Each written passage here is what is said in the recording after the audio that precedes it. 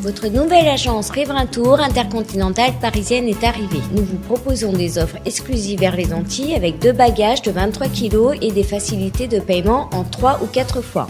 Nous organisons des séjours complets comprenant les vols, l'hôtel ou l'hébergement chez l'habitant, des croisières, des circuits ainsi que des locations de voitures avec ou sans chauffeur.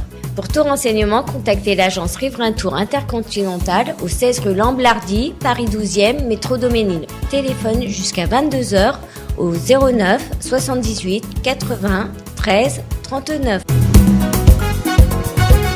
Et actuellement, l'agence Riverain Tour Intercontinental vous propose des séjours pour le Carnaval des Antilles, Guadeloupe, Martinique et Marie-Galante. Hexagone, actualité. Le député de la Martinique, Johnny Ajar, s'attaque aux problèmes récurrents du coût de la vie dans les Outre-mer. Soutenu par de nombreux autres parlementaires, il a décidé de créer une commission d'enquête sur la vie chère, adoptée en commission des affaires économiques. Elle sera présentée prochainement dans l'hémicycle de l'Assemblée nationale. Cet outil permettra, selon Johnny Ajar, d'étudier et d'analyser en profondeur les mécanismes et les déterminants qui sont à l'origine de la vie chère dans ces territoires ultramarins. C'est un sujet brûlant et crucial, et pour y répondre, pour trouver les bonnes réponses, les bonnes solutions, il faut absolument passer par cette commission d'enquête parlementaire. L'enjeu, il est là. Cette commission va pouvoir établir les faits, la réalité diagnostique, mais aussi mettre en place, en tout cas proposer des préconisations et des solutions pour résoudre et remédier aux problématiques de vie chère. Maintenant, cette commission ne va pas regarder la vie chère simplement dans le cadre de l'inflation, de l'augmentation des niveaux de prix. Il va le regarder sur 4 prismes, 4 phénomènes, 4 déterminants que sont d'abord le niveau de vie et de revenus dans nos territoires ultramarins qui sont inférieurs très largement à ceux du territoire hexagonal. Il va le regarder sous le prisme des niveaux de prix et de la consolidation aujourd'hui des situations monopolistiques et oligopolistiques de nos territoires, notamment sur la question de la formation des prix et des différents mécanismes. Il va le regarder sur un angle beaucoup plus indirect, mais qui a un impact réel sur le pouvoir d'achat des ménages et des entreprises.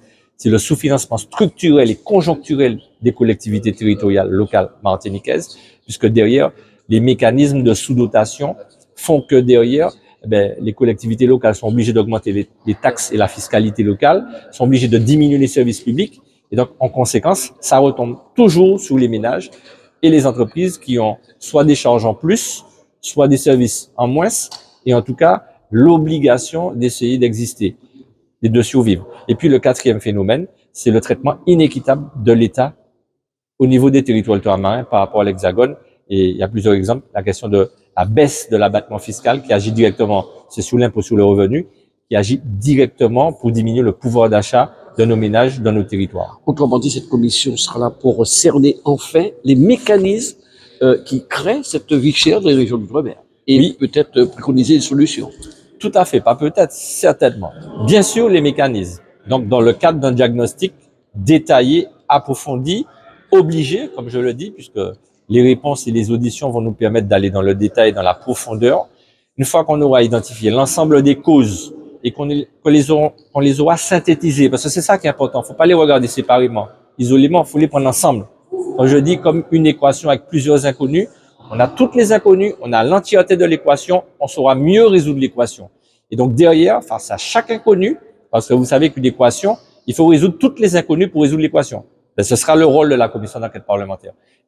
Donc identifier toutes les inconnues, donc toutes les causes, faire le bon diagnostic, identifier à partir des causes, toutes les solutions, donc toutes les solutions aux inconnus, et faire en sorte que cette équation soit résolue à la fin de manière déterminée et engagée. Et quand je dis ça, c'est au service de nos peuples et de nos territoires. L'intérêt, c'est pour eux parce que nous avons bien sûr cette capacité de résilience, mais aujourd'hui, il y a quand même un effondrement, un écrasement de notre capacité à pouvoir vivre au quotidien par rapport aux charges qui augmentent, par rapport à la conjoncture internationale qui vient avoir des effets très négatifs sur nos peuples, nos jeunes, nos aînés, parce que, exemple, si je prends la Martinique, il y a un manque d'attractivité réelle qui fait que nos jeunes s'en vont, on a une chute démographique importante, je pense sur ce seul exemple-là. Mais aujourd'hui, dans le respect de la dignité de nos peuples, il faut agir pour que nos aînés puissent vivre dignement jusqu'à la fin, nos jeunes puissent continuer à se construire dans des conditions favorables d'éducation, mais aussi de contribution à notre société, et puis que nos actifs puissent également agir à la création d'activités, à la création de richesses, à la création d'investissements, notamment à travers la libération de l'initiative locale. Et c'est les conditions de cette initiative locale que la commission d'enquête pourra, en tout cas, porter. Alors, la commission va travailler, aura 6 mois pour travailler sur le dossier, mais selon les informations que vous nous avez données il y a un instant, il semblerait que le manque de recettes, ça fait véritablement défaut pour ces régions d'outre-mer, d'où toutes les difficultés qu'elles connaissent aujourd'hui. Alors, sur les collectivités locales, effectivement, les dotations d'État ont diminué considérablement. Le fait que les dotations d'État diminuent considérablement, ça veut dire que les recettes des mairies ont baissé. Les recettes ont baissé, mais les charges ont augmenté. Donc, il y a un problème de différentiel, ce qui fait qu'ils vont vers des quorums aujourd'hui sur 3 ans et ils sont exempts. Or, les collectivités locales aussi sont porteuses de marchés publics pour les entreprises, sont porteuses de services publics. La cantine, la crèche, l'école, etc., le nettoyage, l'entretien de tout ce qui est public. Donc, tout ça, c'est des services. Et donc, effectivement, il y a un problème entre des recettes qui ont chuté à travers des sous-dotations qui sont inéquitables. Hein. C'est ce que je veux bien mesurer, c'est qu'elles sont inéquitables. Par exemple, la Martinique, la Guadeloupe, la Guyane, la Réunion ont participé financièrement au redressement de la dette publique de l'État. Donc c'est bien, sauf qu'on est déjà exempt, on est déjà en difficulté, on a déjà beaucoup de contraintes majeures. Donc quand vous faites ça, vous diminuez les recettes. Et donc derrière, comme il n'y a pas d'autre choix que d'augmenter la fiscalité locale, il faut éviter ce phénomène-là.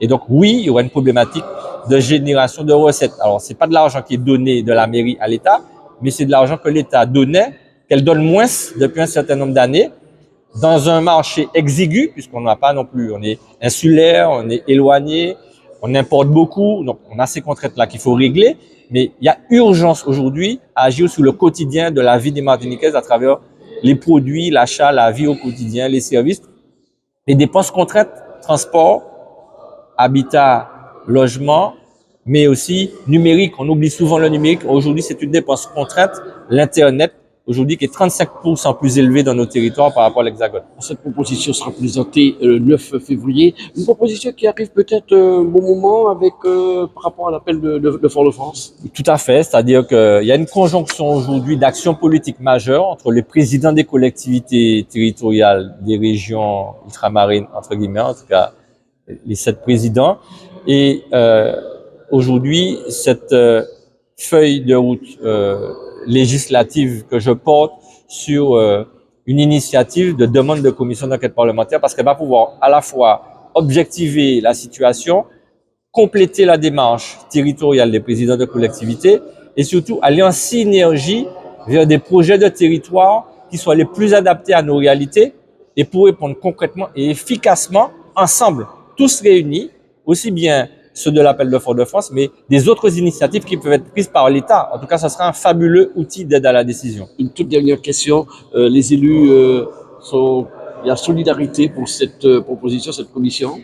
Il y a une unanimité en commission. Elle est transpartisane. Mais bien sûr, on va dire qu'au niveau des territoires ultramarins, vous allez le regarder dans la demande de résolution, la proposition, la quasi-totalité sont co-signataires de cette résolution pour une demande de création de commission d'enquête parlementaire.